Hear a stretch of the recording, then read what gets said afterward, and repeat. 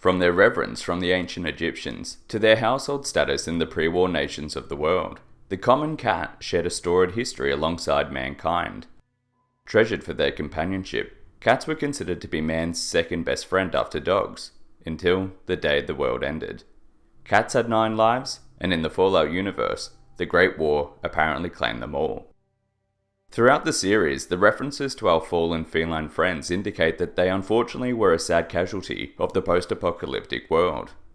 In Fallout 2, the Chosen One can encounter a woman by the name of Stacy who laments the passing of her cat Cuddles, and all cats as well.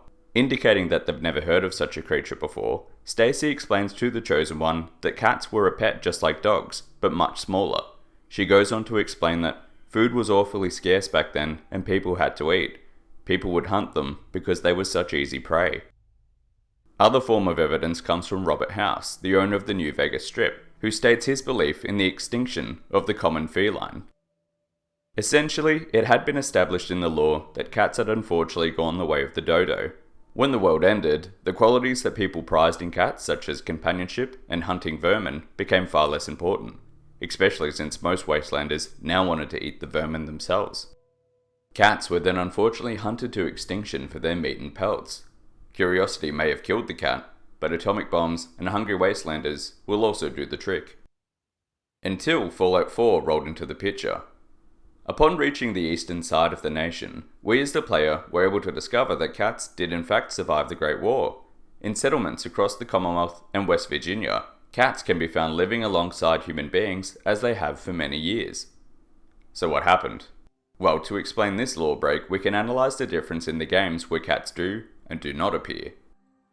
Starting with Fallout 76, the game chronologically takes place in 2102, merely 25 years after the bombs fell. The cats that do appear in this game appear to be happy and healthy, but it can also be surmised that they simply have not yet had their numbers completely withered away by hungry humans. In Fallout 2, 164 years after the bombs fell, in the year of 2241, it would make sense that cats had been rendered non-existent. Being hunted by humans and wasteland creatures would have whittled away their numbers to nothing, and having an incredibly reduced population pool would limit their ability to reproduce. There is also the unfortunate fact that, although cats are God's little killing machines, this only works against something smaller than themselves, and after the mutations to creatures across the wasteland, there no longer were many things much smaller than them. Cats on the West Coast were therefore functionally extinct. No one had seen or heard from them in decades at this point. Although Mr. House is no doubt knowledgeable on many topics, his worldview of the wasteland is functionally a Western-centric one. He knows of the landscape, denizens, and creatures of the NCR to the west, but most likely has no knowledge of anything to the east barring Caesar's Legion. When he declares that cats are extinct, this would be based on the empirical evidence that he has, leading him to this conclusion. So, cats existed in West Virginia after the Great War, but were most likely hunted to exhaustion in the period after. Cats on the West Coast were also hounded to feed hungry wasteland settlements, so where the heck did all the cats in the Commonwealth come from? Enter Vault 49, or colloquially known as Vault Feline. Located in Cattown, New York, between Syracuse and Albany, Vault 49 was a control vault created to study the interactions between mankind and felines in a situation where the roles of owner and pet were reversed. Vault 49 was incredibly well stocked with provisions. Food supplies were bountiful, a well-functioning water purifier ensured the inhabitants were kept hydrated, and Mr. Handy robots were programmed to maintain the vault and ensure it's kept to habitable standards. The only catch was no food or water was able to be provided to a human being without authorization from a cat companion. The automated vault system would register the size and shape of a cat when it approached for food or water dispensary, and supply such provisions to the feline with no issues.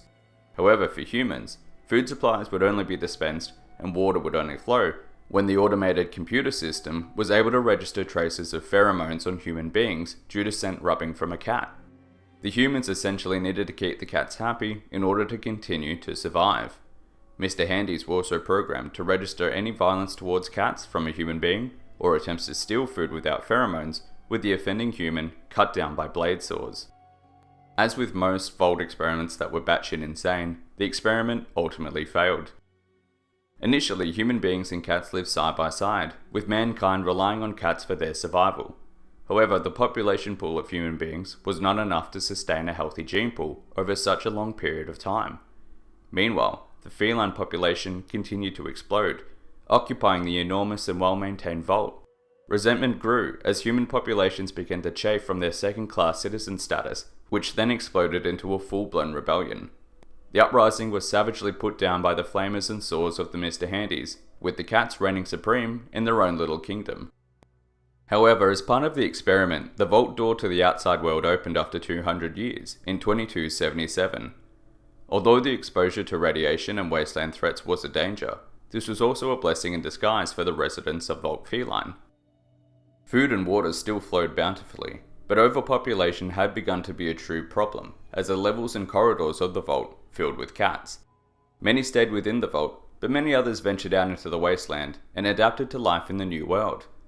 Much like Denver is known as Dog City, Cattown is known as, well, Cattown, as they truly do reign supreme in the region. While still hunted by both humans and wasteland creatures such as on the East Coast, the numbers of felines were never able to be whittled away to extinction due to having a literal base of operations dedicated to ensure the survival of their species. The cats in the Commonwealth, and even outer regions such as Nuka World or Far Harbor, are descendants of the originals who had branched out from Cattown in all directions. In the 10-year period since the vault opened, cats had integrated into many human settlements scattered across the wasteland. Some had simply wandered on their own, while others had been brought to these regions by enterprising traders who had begun to capture and sell them, some as pets and some as food. This would explain why cats such as Ashes can be found in areas such as Vault 81. Aaron's parents may have purchased Ashes from a travelling caravan as a companion for their child. However, since Ashes had lived most of its life on the outside, he takes every opportunity to escape to the wasteland each time the vault door opens. Emmett, Proctor Quinlan's cat, may have also been purchased or caught by wandering scribes, who had brought the strange yet docile creature to the Proctor for inspection. It seems that some of the cats have memories of the vault experiment where humans were simply there to serve them. The Hawthorne residence in Diamond City holds 15 cats, with the homestead dedicated to satisfying the every need of its tiny overlords. Most frighteningly, in South Boston Church, one particular cat appears to have its own church or cult dedicated to it. An altar is set up, an image of a cat forefront with offerings of meat and bone to the cat. Feral ghouls can be seen defending the personage of the cat, while the corpses of those that had displeased him, maybe by not providing enough belly rubs, are piled in the corner. In any case, this has been an attempt to explain the law breaking of cats being declared extinct in previous titles before eventually showing up in Fallout 4 and Fallout 76. To summarise, West Coast communities were in dire straits and ate their feline friends to the point of extinction, leading to everyone to simply assume there were no more cats left in the world. On the East Coast, cats occupy their own vault and region, therefore having a refuge to continue to breed, while also having expanded into outer territories in all directions, with some eventually filtering into the Commonwealth. I hope you've enjoyed this kinda weird video of explaining a law break, and please let me know if there's any other law breaks you'd like me to try to explain in a future entry.